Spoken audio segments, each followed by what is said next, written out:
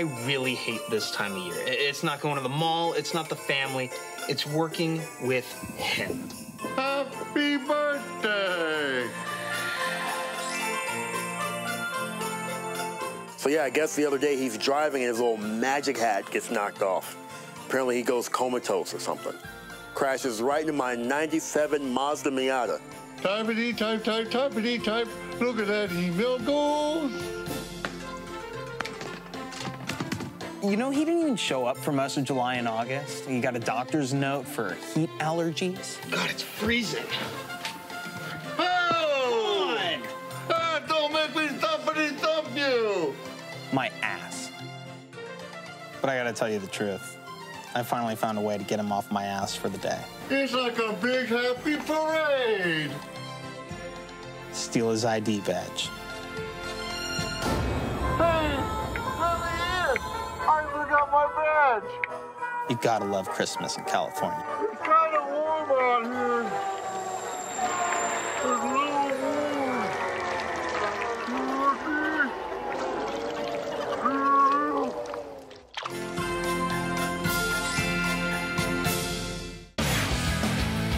I don't know a lot about sports, but I can drink a lot of beer. My motto is simple: C's get degrees. Need a long, inappropriate hug? I'm your man. I think I'm smarter than you, because I probably am. Howard Collins for box score. Hello, happy doll holidays here from the box score. I'm Brock in Los Angeles, joined by the Danettes in Milford, Connecticut. You guys pretty much kicked off the show talking about Sony's cancellation of the release of the movie The Interview. Seton, is this the first time you guys have actually started off a show with such serious movie talk? Well, certainly serious movie talk. Right. Maybe around the time of That's My Boy, and when all of that was going on, we may have led the show with that. Little different levels of importance. Right. One, That's My Boy being much more important than The Interview. I can't think of another time, though, that we actually took a movie this seriously. Well, people did send me a note saying, you know, you're a Sony actor. You were in a Sony film. That's My Boy. How do you feel about this? You know, it's sort of our sweet spot. It is our studio. It's where we do all our work. Right. We do all of our work at the Sony lot. I've actually never done a non-Sony film, to be honest. We won't unless offered a non-Sony film. So technically, we've never ever. I've been to non-Sony films. I've never been in one, though, Right. just to be clear. In all seriousness, I brought the topic up because I've been kind of reading about it a lot lately, and it has almost nothing to do with sports, obviously. And I said today, I'm like, you know, we should have someone on to talk about this, because this is really a cultural thing that's kind of taken over in the past 4 or 5 days. And in retrospect, I think I should have planned better, but sometimes, you know, you can't always plan what you're going to talk about in the morning when you're just chit-chatting. And I think Dan really liked the idea, but I pitched a few guests on it. None of them really came through early. Again, we're calling some people who are in LA at 5:15 in the morning. It's really tough on Fritzy.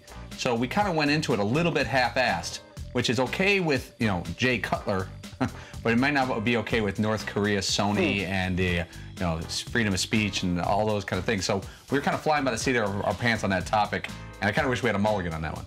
Well, Paulie, is it tough to steer the show back towards sports and entertainment once you get on to like national security and foreign policy issues?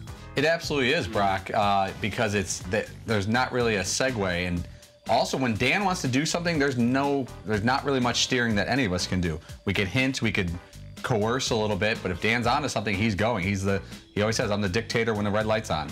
And so it was funny though, because we're doing like Jim Harbaugh and North Korea and Kim Jong in the same segment. Seton and I even looked at the other, and this seemed kind of ridiculous. Which is not something we're not afraid of being ridiculous, but we don't want to be embarrassed that we don't know what we're talking about. In that first segment, too, I actually felt bad because I sort of steered us away from where we're going when I brought up, like, well, we all have to take our sneakers off now, too, because of one guy in one, you know, country or whatever, which I sort of got us off, and Dan immediately brought it right back to, like, Harbaugh. Like, he dropped the whole topic and went sports off that. But then the tone did change. It was, like, all about, like, you know, all of a sudden people are talking about missiles and stuff, and you're like, pointed towards North Korea. It was tough. Our call screener today even said, our call screener said to me, hey, I'm getting nothing but calls about the movie The Interview in North Korea and things like that. What do I do? And we actually had to say, it's time to move on. But at first he was putting through a lot of these calls, which he should, because we gauge the temperature of the audience, kind of tells us what they're hot on. But eventually we had to move away because we couldn't further the topic. If we had the right guest, or the right topic to move on with it, we would have, but we didn't. And so we kind of went back to what we do. It was interesting stuff. Thankfully, you had Jarrett Payton on in the first hour, and he and the boss started talking about collectibles from Jarrett's dad, the great Walter Payton. My dad left me his 1979 Porsche 930. It's my baby. It was his first sports car that he ever purchased when he got into the league. And on the back, the license plate said IOU Zip. And I still have the license plate, but I changed it to JWP. And inside it has actually stuff in there from when he would come back from practice. So there's like old tape that's in the back. There's a couple of kangaroo shoes that are sitting in the back seat. Oh. So I know Paul wants to get his hands on some of that stuff, but I don't think that's possible, man. I really don't. Oh, it's like hearing that there's some mythical piece of memorabilia out there, and it could possibly be mine. I don't really collect a lot of stuff, almost nothing really but the idea of Jarrett Payton, the son of the great Walter Payton, sending me a pair of his shoes. I may need a minute. Seton. You've never seen me cry, but if I open that box up, that's all yours. My kids. That's the closest. Everyone has got kids. Almost everyone I know has kids. I don't know one person with a pair of kangaroo shoes that Walter Payton. He pretty much needs to send two things, John. One for your house and one for the man cave. Because if they only send one thing, I know Dan expects it to ultimately be in the man cave. But if he sent a pair of sneakers. Right, one can go to your house, one can come here. I can't even make that agreement. I wish I could tell you, that I would not take them to my house. Both of them. Yeah, you just do, because you could split it and. But why? Here's the thing, though. If I could have two pairs of Walter Payton shoes or two of Walter Payton shoes, why would I choose to have one? Two of anything Walter Payton related is better than one. I know math. That's math, right? Two is better than one. And I can't tell you I would be in control of my emotions if this package came to my house. It would be. I don't even know what to say. I honestly am speechless. Well, luckily Paulie, you gave him this address. Yeah, you said me. They will send me the shoes. I mean, McLovin, what are the odds that these shoes will even make it to the man cave if Paulie's involved? I'm amazed Paulie will even address this now, because I have a feeling it's one of those topics that will never be brought up again. And then a year later, they'll be like, what happened to those kangaroo shoes? And Paulie will all of a sudden get real busy, like he has to look at something on his computer. I sent you the helmet from Super Bowl. I think Dan's going to have his radar up on this one. He's got his eye on Paulie. And if he's going to bring this up sometime in the next couple of weeks, I'd be shocked if by the time we start the new year, Dan doesn't start grilling Paulie. Where's the I got to tell you, McLovin and Fritzy just basically painted the picture of what's going to happen over the next year. Is that I'm going to shut up on the topic and just hope. There's a great story I remember. Walter Payton, he had lent his Super Bowl ring to a young kid, and he lost it. And years later, the kid found it in his dorm room at campus in Purdue. And the kid found Walter Payton's, this is after he passed away, a Super Bowl ring. And he called his parents and said, I found Payton's Super Bowl ring. And he was a neighbor of Payton. And they called Walter Payton's wife, his widow, and said, they found the ring, mail it back. And the kid goes, nope, put it in his hand, drove. 5 hours or 4 hours from Purdue to Chicago, handed it over. He's like, I'm not going to take a chance. I always thought that kid was cool. We actually had that young man is Paul Pabst. I wish it was. That would have been my dream. I respect that. I mean, anyone can discover electricity. Discovering that ring and bringing it back would have been a dream. That's like your version of The Hobbit or Lord of the Rings. I don't know what that means. I assume those are books. Yeah, you're like Golan with Walter I was busy watching Walter Payton. What's that reference? While you were watching The Hobbit and reading The Hobbit, I was watching Walter Payton videos over and over, ignoring schoolwork. Well, you haven't got any Walter Payton memorabilia yet, but the Rainbows T-shirts have arrived. Seton, what are the early numbers on that? Oh man, I think we broke 1,000 sometime yesterday. But to be honest with you, I haven't gotten an update, so it could be much more than that. I'm not really positive actually. What's that? Are we prepared if Wes Matthews wears the shirt during the next game? I mean, that's kind of a game changer. Yeah, well, there's a couple. Yeah, we have to send one to him, and then the Blazers themselves asked for one even before he was coming on. They were like, "Can you send us a few?" What happens if we get we haven't seen Rodgers yet, where Aaron says relax just there. Well, if that'll be huge too.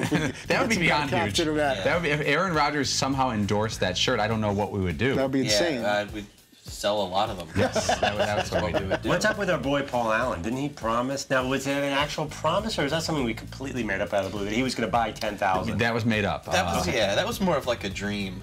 Like a daydream kind of thing, like fantasy, wouldn't it? Would you rather, if Paul Allen called and said, I can buy 10,000 he owns the Trailblazers, he owns the Seahawks, he's a billionaire. Yes. if he called you and said, I'll either buy 10,000 shirts or you guys can come spend the afternoon on my yacht, which one do we do? Spend the afternoon on his yacht. Yeah. On his yacht. I'd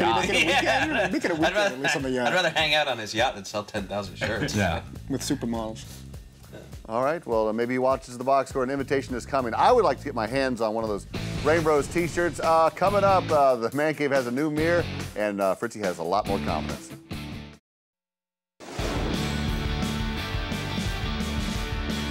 Look at what I got you guys.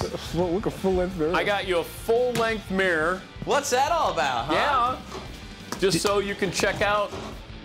Who requested? Did anyone the full Monty? Did any of the Danettes request? I know. I took it upon myself to get you guys. That is just Yeah. so. Did you hang this up yourself, Yes, too? I did. Because it's really in there. Yeah.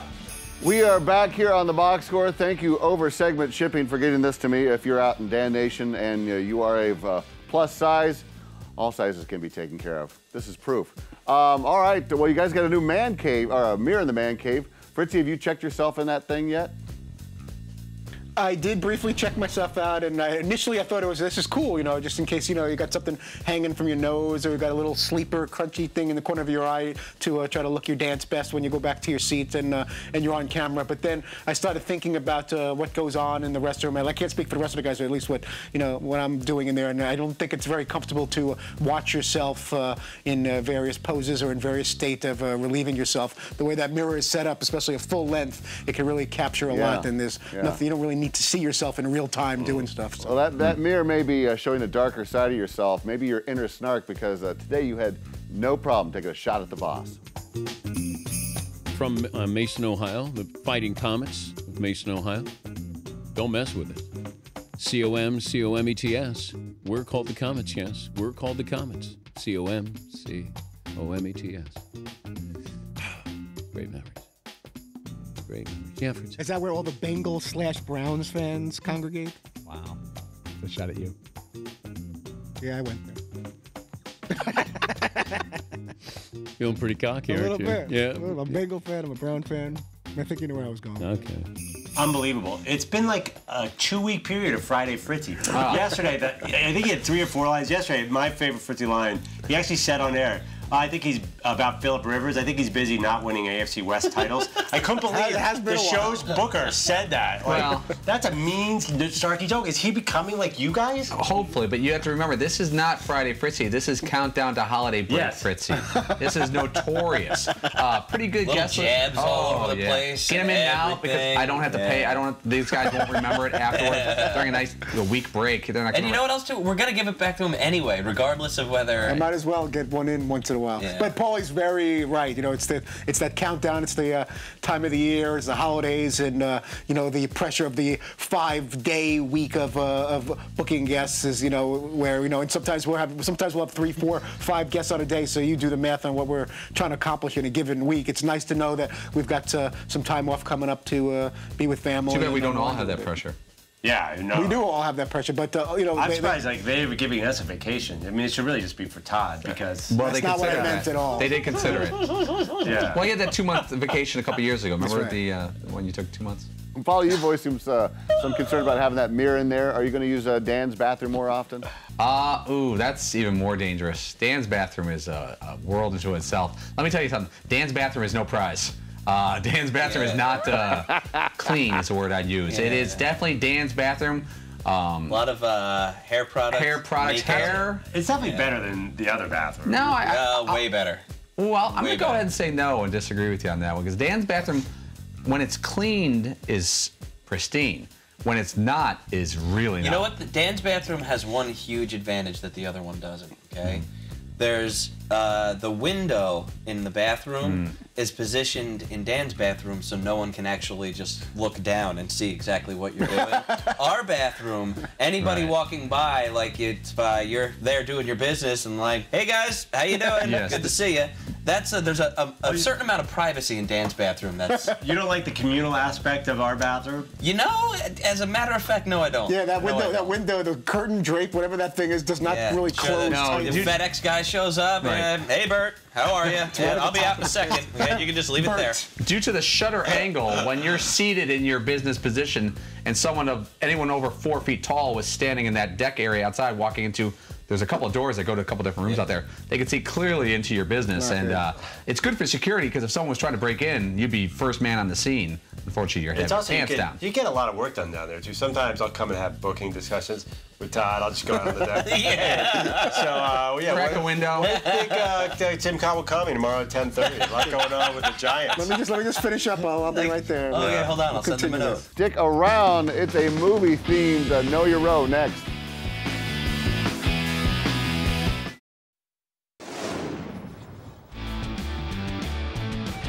I'm at 3. Anchorman 2, Blended, and then Gone Girl, Ben Affleck, and... The only movie Paul paid to go see in the movie theater this year is a movie famous for male frontal nudity. Yeah. Dry year for male frontal nudity. Usually see 4 or 5 movies. Statham was out of the game this year. He didn't do anything with frontal. Ben Affleck, though, hunky guy. Oh, in every sense of the word. Oh, yes, absolutely. We are back here on the box score. Thankfully, things took a lighter turn from the earlier in the show where it was all talk about missiles pointed towards Korea to Ben Affleck's missile pointed right towards Paulie in the audience. Was it even more glorious the third time than it was the first? That's a pejorative question. Probably true. You know, I did see that movie, and I watched every minute of that movie, and I remember hearing about it beforehand. Yeah, there's a lot of nudity in there. Ben Affleck, you know, God bless you. You're in good shape. You're 45 years old. Show off your stuff. I have a big issue with that segment. The Boston Hammer, they call it. We were going around how many movies have you seen in theater, and Fritzy lists Anchorman 2 and Blended. One we saw at a Paramount screening. They were still in the theater. The other we saw. That is, you have to understand that was not the point. And no, one was technically not a theater by any means. It was in a corporate office. I think those are the ones I counted too. Yeah. I technically, I would have said no, you wouldn't count those because you didn't shell out any money to go to those. So movies that you paid for, we each did like 1 this year. But you can't say you went to a movie theater to see these. But one was certainly not a movie theater. There was nothing movie theater. And we definitely didn't pay to go see it. You could put a little asterisk next to it. It was private screening, but I considered those two theater-esque enough to say that we saw it in a movie. You know, but if you go by the letter of the law, whether you actually paid for the ticket, then you could cut easily. All right, we're going to keep the movie fun going here on the box score. A while ago, we asked you guys what your favorite movie was. Non-sports related, you know what we're heading down towards. It's time to play.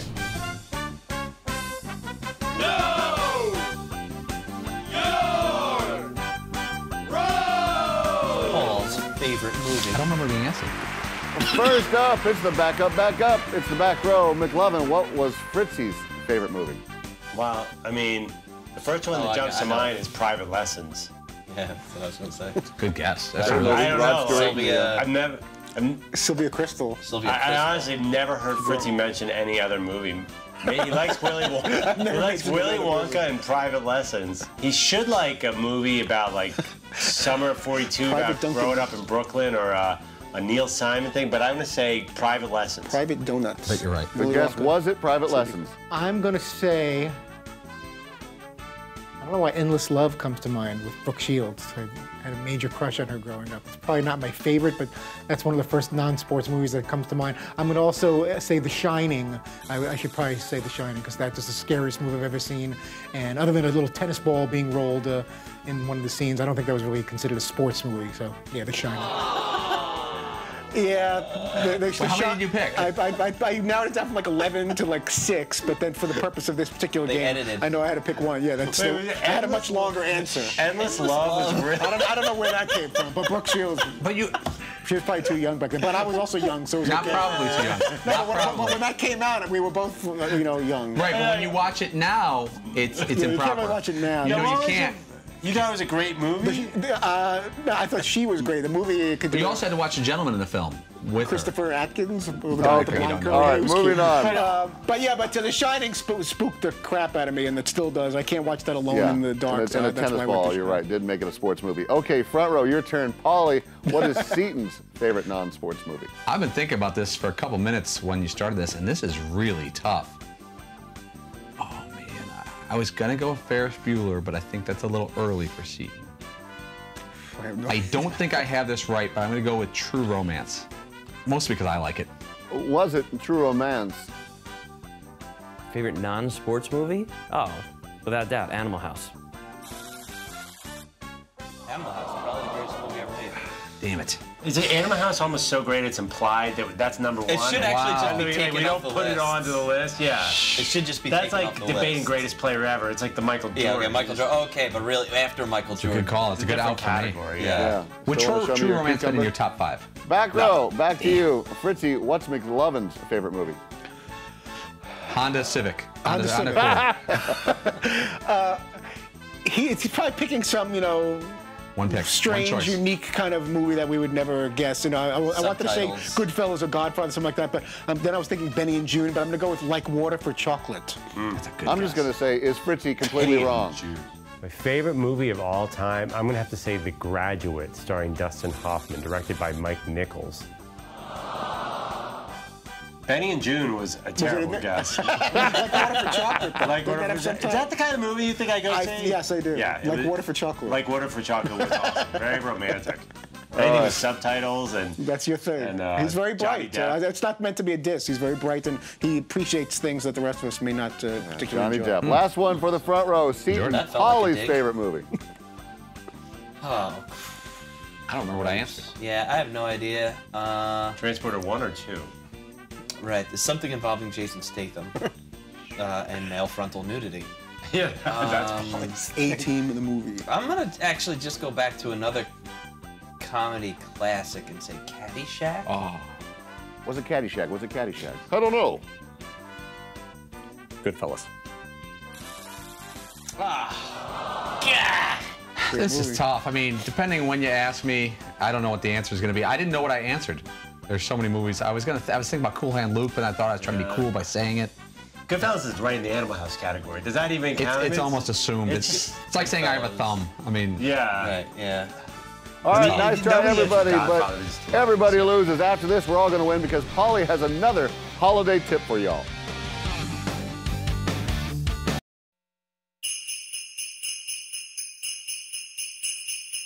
Building a snowman in the cold with your children sounds like a great time, in theory. Here's how to get around it. Go outside and start the snowman process with your kids.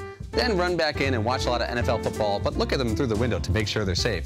Then when your wife pulls up, make sure you're outside with a coat and boots on as if you've been there the entire time. Happy holidays from the Box Score. We are closing up shop here on the Box Score with another tremendous holiday tip from Mr. Paul Pabst. Paulie, are you going to be keeping an eye on your kids at Dan's Christmas party to make sure they're not terrorized by Jordan Fritz? terrorize is a strong word. He doesn't really seek them out.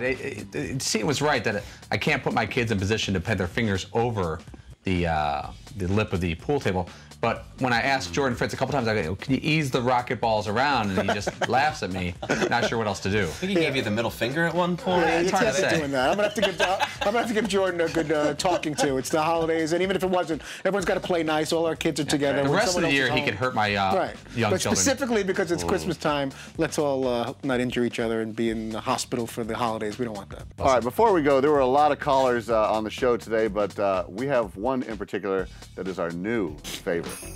Bobby in Michigan. Hey, Bobby, welcome to the program, bud. What do you have? Hey, how you doing, man? Thanks for taking my phone call. 5'10", big and greasy, sir. Yeah, that was very interesting. First of all, I didn't know what that little water drop was, if he was in a tub or he was, shaving in the sink there. But that was the first thing that was weird. And then the way he described himself was a little disturbing with the whole greasy thing. I can relate to that in certain ways, which we don't have to get into. But that was a little uncomfortable, that particular call. So. Back in the day, remember Phil the Show Killer at ESPN when somebody would call in, they'd be like, 5'10", 350, and he'd go fat. Yeah. Right. So they throw in a beefy. Right. Phil the Show Killer was the board op and on-air voice for the Dan Patrick Show, and we both worked with him for a bunch of years. And first couple times someone called and said 5'10", 210, he's like, oh, beefy. And then one time someone called and said like 5'11", 305, he goes, fat! And the whole place went berserk because Phil calling someone anything is just nuts. But I think one caller said, watch it, Phil. Yeah, watch it, Phil. But he was a funny guy. All right, grease it up here, Fritzy. Who's on tomorrow? Ohio State coach Urban Meyer as he gets ready to take on Alabama in the Sugar Bowl on New Year's Day. Bucs head coach, 10-time All-Star Jason Kidd will also be among the guests on Friday. Excellent. Thank you, guys. Thanks for watching the Box Score. We will be back tomorrow, Friday edition on Audience Channel 239. If you're on the go, the podcast available on iTunes or at podcast1.com. Big and greasy. I don't know a lot about sports, but I can drink a lot of beer. My motto is simple. C's get degrees. Need a long, inappropriate hug? I'm your man. I think I'm smarter than you, because I probably am. Hey, thanks for watching the box score. Holy cow!